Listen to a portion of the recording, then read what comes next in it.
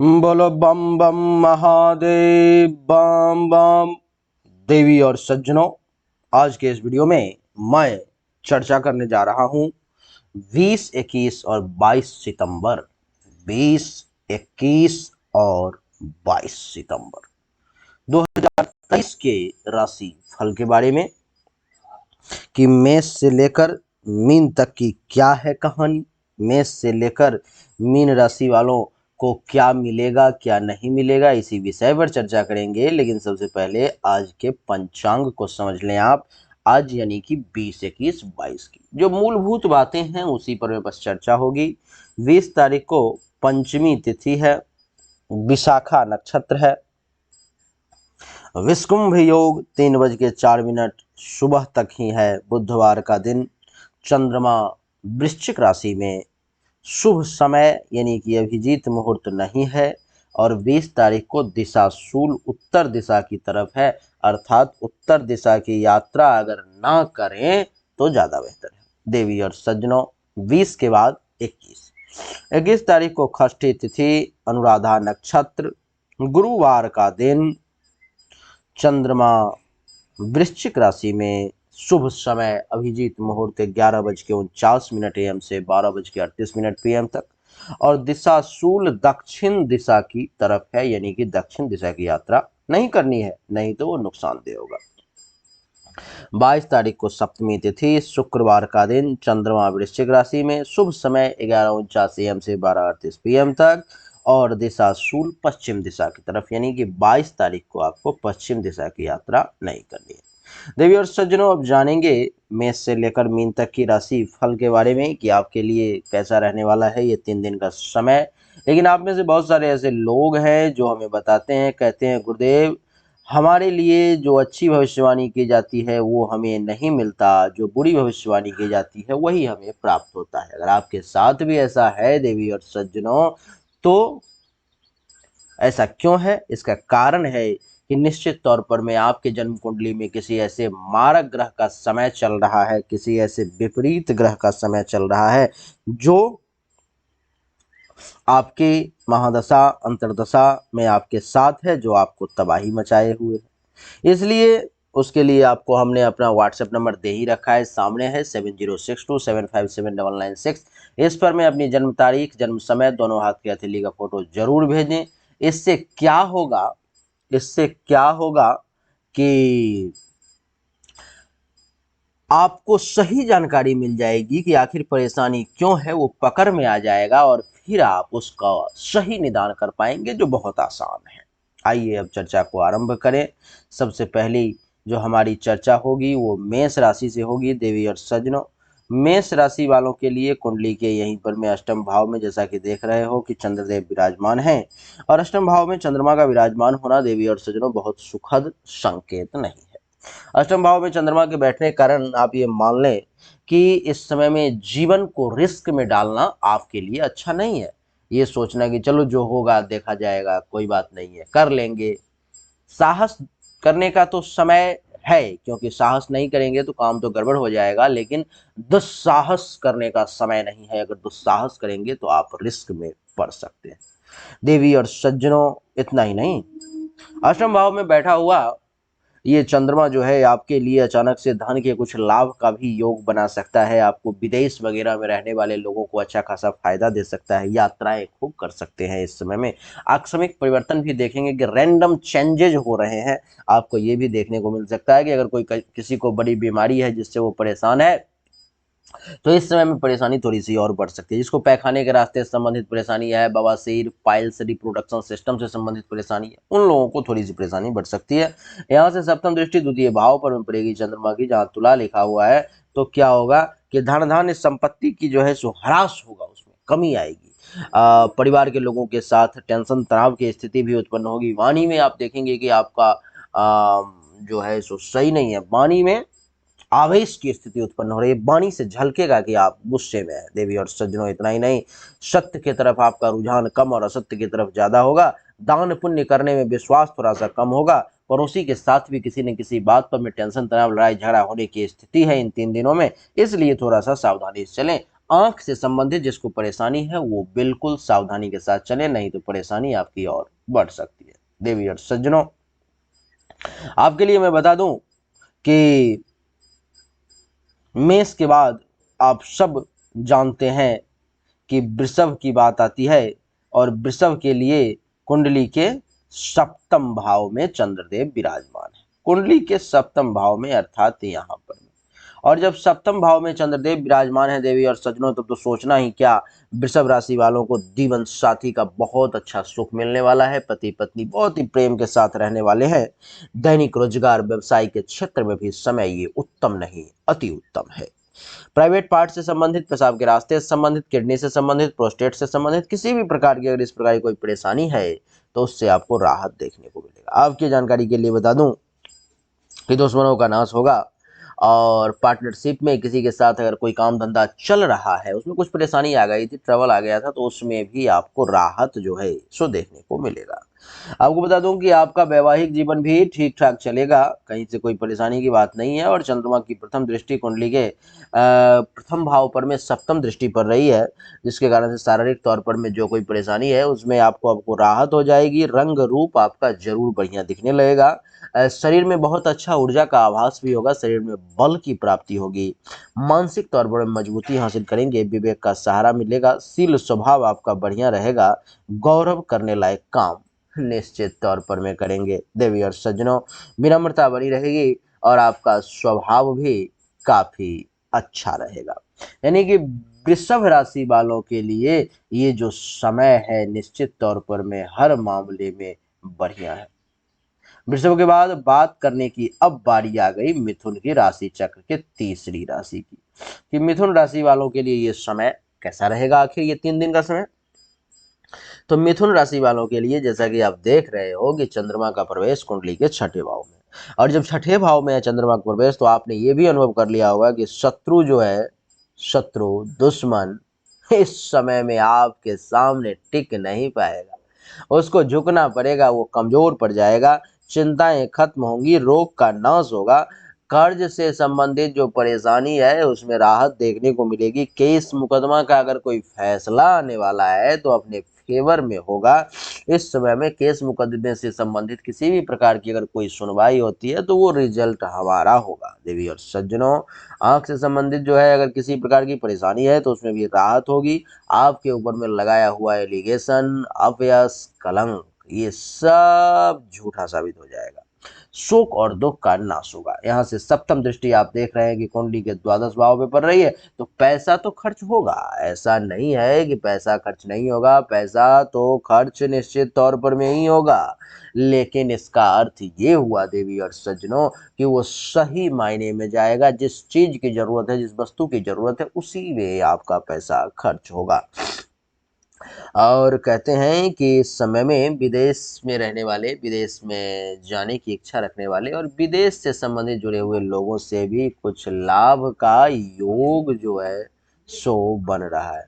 आपके लिए मैं बता दूं कि इस समय में अस्पताल का अगर कोई खर्चा चल रहा है, अस्पताल से संबंधित अगर किसी प्रकार की कोई परेशानी चल रही है, अस्पताल में भर्ती भी अगर आप हैं तो उसमें भी आपको कमी देखने को मिलेगी, उससे भी आप बाहर आ सकते हैं।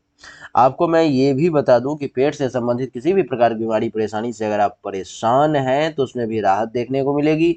अगर आपको कब्ज है, कब्ज नहीं छोड़ रहा है आपको पेट से संबंधित, क्योंकि कब्ज जो है, गैस जो है, यही 200 प्रकार की बीमारी को उत्पन्न करता है देवी और सज्जनों। तो आप दैनिक तौर पर में जो है रात में त्रिफला चूर्ण और 1 गिलास दूध लेना शुरू कर दें। जो दूध नहीं पी सकता वो त्रिफला चूर्ण और 1 गिलास गर्म पानी पी ले सुबह, बिल्कुल जो है सो कब्ज ठीक हो जाएगा। कुछ दिन तक ऐसा करें, 10 दिन, 15 दिन, 20 दिन तक आप देखेंगे कि कब्ज की समस्या ही आपकी समाप्त हो जाएगी। तो पेट से संबंधित परेशानी को त्रिफला चूर्ण आपको निश्चित तौर पर में दूर कर देगा। देवी और सज्जनों, अब बात करेंगे मिथुन के बाद कर्क राशि की। कर्क राशि वालों के लिए कुंडली के पंचम में चंद्रमा का प्रवेश है, और पंचम में चंद्रमा का प्रवेश बहुत ही सुपर क्लास का है। ये बता रहा है कि आपको संतान के सुख मिलने का योग आ गया है। संतान का जो है आपको सुख मिलेगा, संतान से आपको फायदा होगा, संतान से आपको खूब लाभ होगा। देवी और सज्जनों, इतना ही नहीं, आपके संतान के परफॉर्मेंस में भी वृद्धि होगी। आपका संतान इस समय में जो है सो दिन दोगुना रात चौगुना वृद्धि कर सकता है। विद्या और बुद्धि की भी आपको प्राप्ति तो है ही और प्राप्ति होगी भी, और इसका सही इस्तेमाल करके उचित लाभ भी ले पाएंगे। देवी और सज्जनों, आपके यश में वृद्धि होने की संभावना खूब दिखाई दे रही है। चाहने वाले लोगों की संख्या भी खूब बढ़ेगी। धर्म का पालन निश्चित तौर पे करेंगे। मंगल कार्य करने का योग है आपके लिए। इस समय में आप मंगल कार्य करेंगे। धर्म की तरफ आपका रुझान होगा। ननिहाल से कुछ लाभ लेना चाहते थे, जरूर मिलेगा। देवी और सज्जनों, पेट से संबंधित कोई परेशानी थी, वो जरूर ठीक होगा। विशेष करके अगर कब्ज से संबंधित परेशानी है तो त्रिफला चूर्ण और 1 गिलास गर्म पानी रात में सोते वक्त जरूर लें। पेट से संबंधित 200 प्रकार की बीमारी को ये आपको दूर कर देगी। देवी और सज्जनों, यहाँ से सप्तम दृष्टि जो है सो पड़ती है कहाँ पर में, तो एकादश भाव पर। और एकादश भाव पे जैसे ही पड़ी तो वो क्या किया कि आपकी आमदनी में वृद्धि कर दिया, आपको लाभ दे दिया, उपलब्धि की प्राप्ति करवा दी, आपकी इच्छा की भी पूर्ति करवा देगा। बड़े भाई बहन है कोई, उनसे भी लाभ दिलवा देगा। सीनियर्स है, वहां से भी फायदा मिल जाएगा। पुत्र वधु दामाद है, वो भी सेवा करेंगे। तो समय जो है कर्क राशि वालों के लिए बड़ा सुखद और अच्छा जो है सो महसूस निश्चित तौर पर में हो रहा है। देवी और सज्जनों, कर्क के बाद अब बारी आती है किस राशि की, राशि चक्र के पंचम राशि की। पंचम राशि अर्थात सिंह राशि की। और सिंह राशि वालों के लिए जैसा कि आप देख रहे हो कि कुंडली के चतुर्थ भाव में चंद्रमा का प्रवेश हो गया। तो सिंह राशि वालों को इस समय में सुख में कुछ कमी देखने को मिलेगी। खूब सुख की प्राप्ति नहीं होगी, सुख में कुछ कमी देखने को मिलेगी। माता तुल्य महिलाओं, इन सब से भी आपको सुख नहीं मिल पाएगा। इनसे भी इस समय में लाभ आपको नहीं मिल पाएगा। माता के साथ कुछ मनमुटाव की स्थिति उत्पन्न हो सकती है, कुछ मतभेद की स्थिति उत्पन्न हो सकती है। जमीन, मकान, गाड़ी, अचल संपत्ति, इन सब के रिगार्डिंग भी किसी प्रकार की परेशानी का आपको सामना करना पड़ सकता है। अनएक्सपेक्टेड आपको धन का जो है सो नुकसान हो सकता है। छाती, हृदय, फेफड़े से संबंधित किसी प्रकार की समस्या, कोई परेशानी आपको परेशान कर सकती है। देवी और सज्जनों, यहाँ से सप्तम दृष्टि पड़ेगी कहाँ, कुंडली के दसम भाव पर। कुंडली के दसम भाव पर में जब सप्तम दृष्टि पड़ती है तो कहते हैं कि पिता तुल्य लोगों से भी आपको लाभ कम मिलता हुआ नजर आ रहा है। पिता की संपत्ति से भी आपको कुछ फायदा होता हुआ नजर नहीं आ रहा है। काम धंधा, कारोबार, ये सब आपका मंदा चलता हुआ इस समय में नजर आएगा। आपको पद, प्रभुता, प्रतिष्ठा, मान सम्मान, इन सब में भी कुछ कमी के एहसास होंगे। हो सकता है तो घुटना में दर्द भी महसूस हो, और जिस व्यक्ति को घुटना में दर्द महसूस हो वो लोग हार सिंगार के पत्ते को सुबह में चटनी बना करके गर्म पानी के साथ खौला करके 1 गिलास पानी को आधा गिलास करके लेना शुरू कर दें। घुटने का दर्द आप देखेंगे कि 1 सप्ताह में राहत हो गया, 3 महीना में खत्म हो जाएगा। तो सिंह राशि वालों के लिए ये जो है सो बड़ा, देवी और सज्जनों, समय थोड़ा सा उतार चढ़ाव से भरा हुआ है, इसको अच्छा नहीं कहेंगे। सिंह के बाद बात करने की बारी है अब कन्या राशि की। कन्या राशि वालों के लिए कुंडली के तीसरे भाव में चंद्रमा का प्रवेश, जिसके कारण से क्या होगा, तो कन्या राशि वालों के पराक्रम में वृद्धि होगी। बड़े पराक्रमी इस समय में बने रहेंगे। आपके भुजा में इतना बल होगा कि किसी भी कार्य को करने से आप पीछे नहीं हटेंगे। अद्वितीय शक्ति के साथ जो है सो आप आगे बढ़ेंगे। देवी और सज्जनों, छोटे भाई बहन, जूनियर्स, इन सब का भी आपको खूब लाभ मिलेगा। आप धैर्यवान बन जाएंगे, आपको धैर्य की प्राप्ति होगी। इस समय में आपके पास पैसेंस होगा। कहते हैं कि सब्र, क्या कहते हैं, सब्र, धैर्य, इंतजार, इन सब का फल बड़ा मीठा होता है। देवी और सज्जनों, इस समय में वही सब्र, वही धैर्य आपको मिलने जा रहा है। इस समय में आपके माता की अगर मृत्यु भी होने वाली है तो उसको रोकने का प्रयास ये चंद्रमा जरूर करेगा। अगर उनके जन्म कुंडली में, मूल जन्म कुंडली अथवा हस्तरेखा में कुछ भी ऐसा योग थोड़ा सा भी है तो। वैसे अगर आपको सर्दी, खांसी, जुकाम की समस्या है, किसी प्रकार के इन सब में से कोई भी परेशानी है, तो आपको उन सब से भी राहत देखने को मिलेगी। देवी और सज्जनों, गुप्त शत्रु, छुपा हुआ दुश्मन, इन सब का क्या होगा? इन सब का नाश होगा। ये आपके सामने टिक नहीं पाएंगे, इसलिए घबराने की जरूरत नहीं है। कन्या से यहाँ से जो है सो दृष्टि पड़ेगी कुंडली के नवम भाव पर में, जिसके कारण से क्या होगा कि भाग्य का भी साथ मिलेगा, धर्म का भी बहुत हद तक पालन कर पाएंगे। देवी और सज्जनों, तीर्थ यात्रा करने का योग है, आपके यश में वृद्धि होगी, ससुराल से भी लाभ मिलेगा। संत महात्मा, ऋषि मुनि, ब्राह्मण, आचार्य, इन सब का आशीर्वाद भी आपको प्राप्त होगा।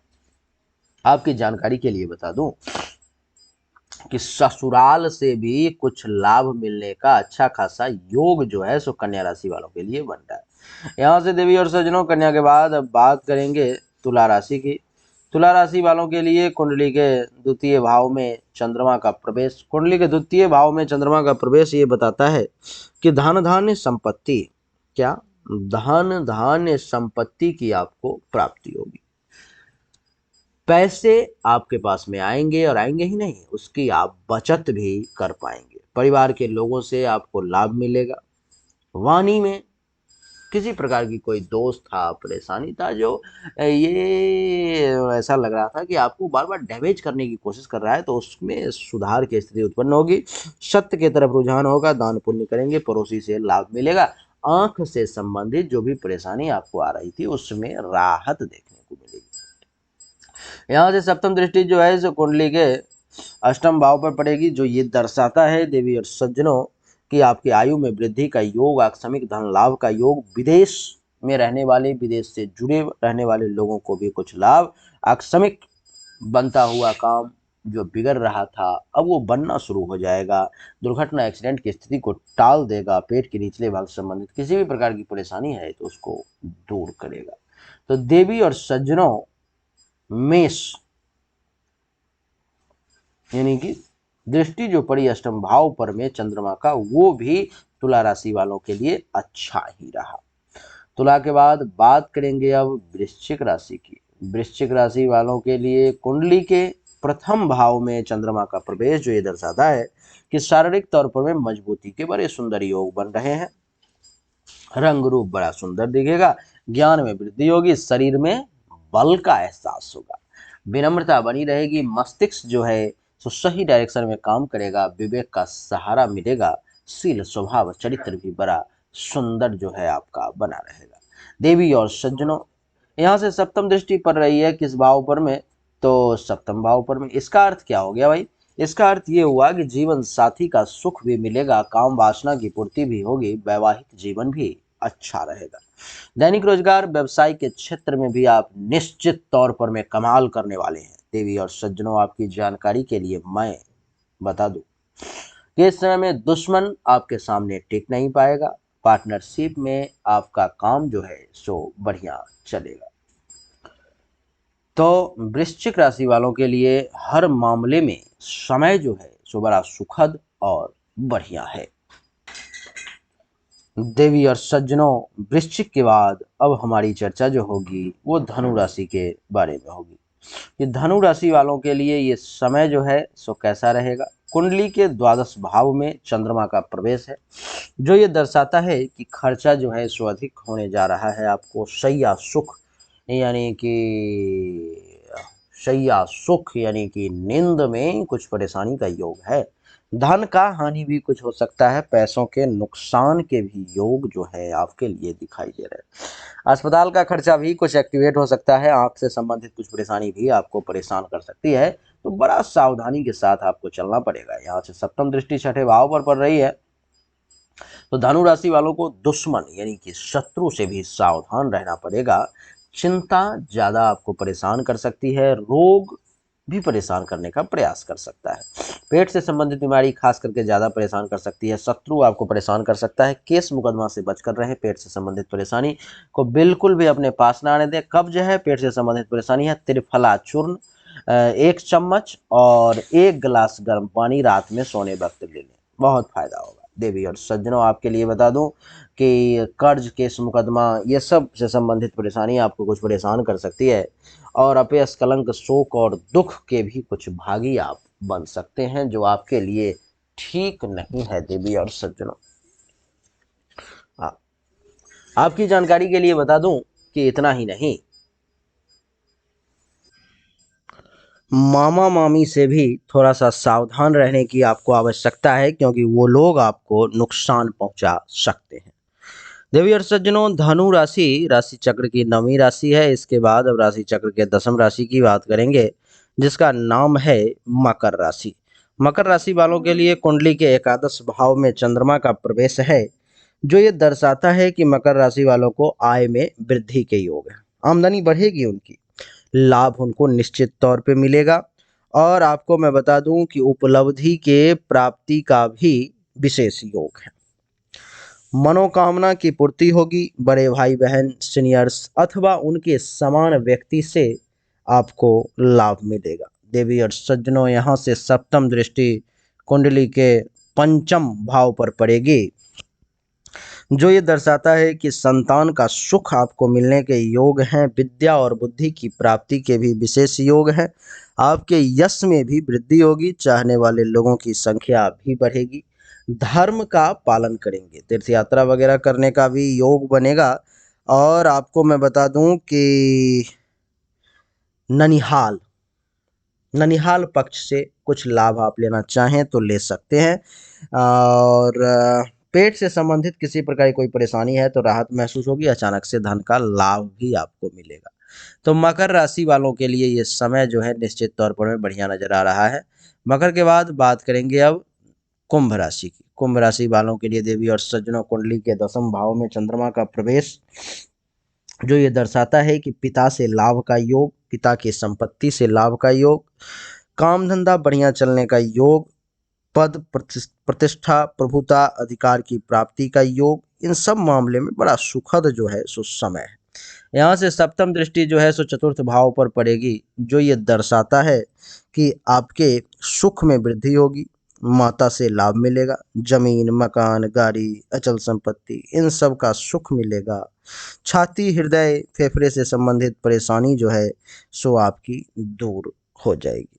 तो बहुत ही बढ़िया और सुखद समय कुंभ राशि वालों के लिए ये रहने वाला है। देवी और सज्जनों, कुंभ के बाद बात करेंगे अब मीन राशि की। मीन राशि वालों के लिए कुंडली के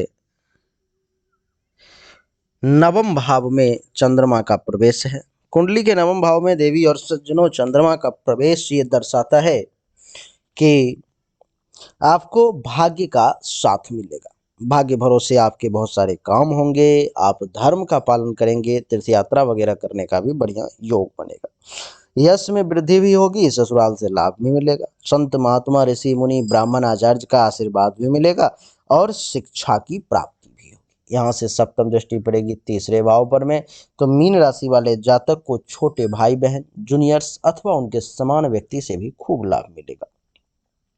पराक्रम में वृद्धि होगी, धैर्य मजबूत होगा, गुप्त शत्रु का नाश होगा, गले नाक कान श्वसन अंग से संबंधित परेशानी अगर आपको कुछ है तो वो भी दूर होगी। तो बड़ा सुखद और सुंदर समय देवी और सज्जनों मीन राशि वालों के लिए रहने वाला है।